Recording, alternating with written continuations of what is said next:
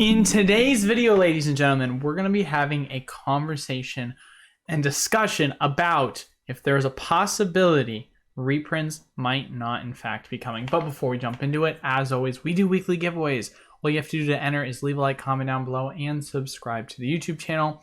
Outside of that, if you want to be a part of the channel any other way, we've got a couple links down in the description below, two in which I particularly recommend you check out. One for a Patreon tier. If you haven't already checked out, we may or may not have a spot available. It, fluctuates from time to time for our wholesale access group. If you want to be able to purchase Pokemon product as well as other product at distributor prices, check it out. Outside of that, of course, link is down in the description below if you want to be a part of the community for our Discord, as that is where we keep things most up to date whenever I've got announcements. But Monday is the day in which we announce the weekly winner. So without further ado, a little bit of a drum roll to the three winners: Kelvin Trading, Nater Tots Gaming, and then Card Logia. So shout out to you three. Usually I would display it on front of the screen, but we're going to have a little bit of a discussion type video today, kind of try and keep it a little on the shorter side. But you know what to do. Message me on Discord with some of your information confirming that isn't indeed you, and then we will get that shipment rolling. But jumping into it. So I had to re-record this video that I was originally going to post. I cannot explain as to why I had to re-record this video, but all I can tell you is that I have some information that I would like to share, but that is information I have to be very vague about. So more or less, I want to have a discussion about the possibility, not the confirmation, but the possibility of what would happen if the Pokemon company decided, hey, we're not going to do any sort of reprints. We are instead going to focus forward on Pokemon from 2023 and beyond, right? And this is a discussion I feel like is important to have, because when we have these talks about what really determines the Pokemon company's decision making when it comes to, reprints and so on and so forth. And one of the things that we've seen has been a very consistent pattern has really come to the competitive playability of certain sets. It comes down to the fact of the matter, if the Pokemon company sees a specific item, sees the demand for it, says it needs to get printed, right? And there's been a couple of those sets that we've taken a look at in history, and we've said to ourselves, Evolving Skies, Chilling Reign, Fusion, why can't they reprint these sets, right?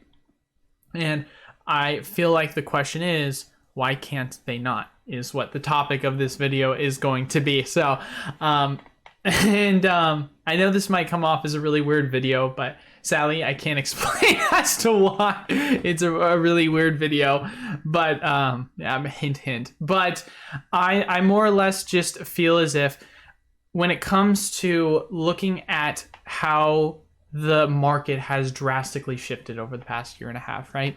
One of the biggest things the Pokemon company has been very so clear about is they want to focus on, looking at, hey, what is the current competitive meta right now? What are the sets that are currently in rotation? There's a reason why we had our standard rotation go from the end of August to early September, typically around Worlds or shortly after Worlds is when you usually see rotations happen for standard, to the start of 2023 with the first set coming out. Pokemon Company wanted to give more time for players to play that competitive base. And the thing is with that is, when it comes to standard rotation, it usually is a 1-to-1 correlation between what there is a possibility of getting a reprint for. If it's out of rotation, very rarely do you see something like that possibly happen, right? And so the question ultimately has to be begged, right? You look at Evolving Skies and all these other sets that I just listed. If we're saying to ourselves that we're going to go with the new, rotational format, which is not 100% confirmed, that means in theory these sets are going to be in rotation for another year. However, if we are going back to the old system after Worlds, then there's a hypothetical possibility that these sets actually will go out of rotation in 3.5 months. And that's a real possibility, and that's something really important to consider, right? Because obviously, there has been one other time in history where the Pokemon Company has printed something as it was already out of rotation, and that was Evolutions. And they did this because Evolutions booster boxes were going absolutely crazy in value, right? So it's not unheard of for them to go back and print Evolving Skies. And obviously for the longest time, right, I was beating the drum. I was looking at the history and seeing, hey, history is going to repeat itself. History is going to repeat itself. But new information for myself sometimes tends to change that opinion. And so more or less, that's kind of what the discussion of this video is. What if, you know, I'm wrong, right? What if there isn't that possibility that reprints are just more or less not going to come, and they're going to focus more or less on 2023 and going forward with that. And we've obviously seen most recently reprints have occurred for Astral Radiance and Brilliant Stars. It wasn't big reprints, it was small reprints. And I think it would be silly for the Pokemon Company to more or less have no reprints for Silver Tempest and Lost Origin, because these are sets that are still very much so in the competitive rotational format. These are sets that have extremely expensive cards that are competitively viable. And don't get me wrong, there have been some cards in Evolving Skies that are competitively viable, but not to the point of where it runs the meta, right? Like, it's just not that point where, like back in the day where Roaring Skies, you had that Shaman card where the Shaman was extremely expensive. The only way to get a hold of that was through Roaring Skies product, and so you had to just reprint it into the ground, right? Versus, okay, battle VIP passes, which are super popular items in the current competitive meta for a lot of decks. How do you get a hold of that? Well, Fusion Strike, or you go buy a Mew VMAX League Battle deck. So there's multiple options and opportunities nowadays, and so the Pokemon Company has the luxury of not having to go back and say, we're going to reprint a set, and instead we'll go the direction of putting product packs such as Evolving Skies in ancillary product, as we've seen most recently with a lot of items like the V Striker tins or some of the 4-pack collection boxes and so on and so forth. So it's definitely something that is quite fascinating to see how things might honestly be changing, and how, as much as the hopium has been kept alive, especially with football announcing that we're going to be hearing some news early May. Well, guess what, guys? It is currently the 8th of May, and we've heard zero information, right?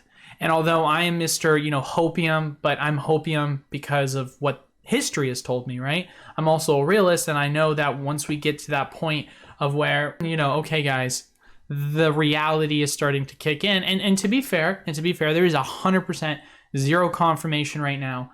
Kind of interesting, 100% 0%. 100% confirmation, 0%. There's no confirmation right now that indeed we're going back to the old rotational format. So in theory, we could still have a possibility of going until the start of New Year. But I think that when you look at the printing for how the Pokemon Company has been doing things, right? Scarlet and Violet, it got a decent print. You had Paldea Evolved, which got a smaller print. You still question it. What is the Pokemon Company doing? And I think they're focused more or less on the next two sets, which is going to be 151, which we're already starting to see leaks for the set being revealed, and there's going to be a ton of hype around that.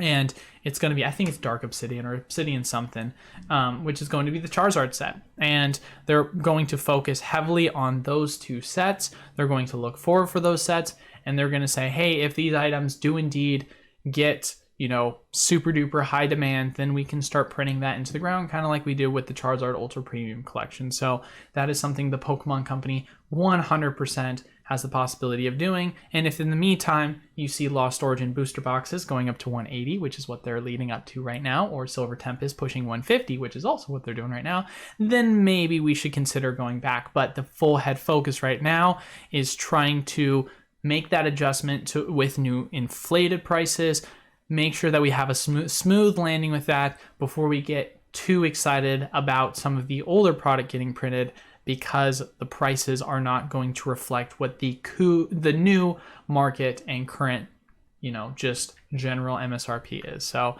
a little bit of an interesting video today. Like I said, I wanted to keep it a little bit on the shorter side. There's much more I want to have a conversation about and discuss, but I feel like I will leave you guys here with this video.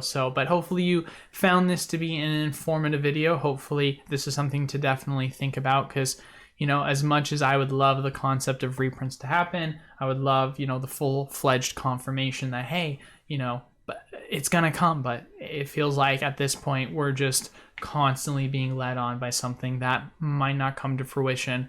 And I think at the end of the day, the reality might start to just sink in for that. And it sucks because a lot of people are going to feel like they missed the boat. But as I've said many, many times before, there's always going to be opportunities in the market, and the Pokemon Company is always going to do their best to address supply. Sometimes it might not feel that way, but ultimately there's going to come that day where supply is just going to absolutely dump on the market. And we're going to go back to the days of where everything's a brick. So, because that's just the history as old as time. Pokemon, and I don't see that changing really anytime soon. You know, obviously we've got market factors at play that might cause a little bit of concern, but ultimately the Pokemon Company and Pokemon as an IP is in a very strong place at the moment. But that is all for today's video. Like I said, keep it on the shorter side. As always, make sure if you want to enter into our weekly giveaways, leave a like, comment down below, subscribe, and if you want to access Pokemon product as well as other product at wholesale pricing and get access to distributors lists, check out our Patreon tier. There's always, availability from time to time. Always want to check that daily. If there is a spot that ever opens up, highly recommend you take advantage of that if it is available. But outside of that, Discord is the way you can be a part of the community and stay up to date on all things PokemartUSA. Links for all of that are down in the description below. But that is all.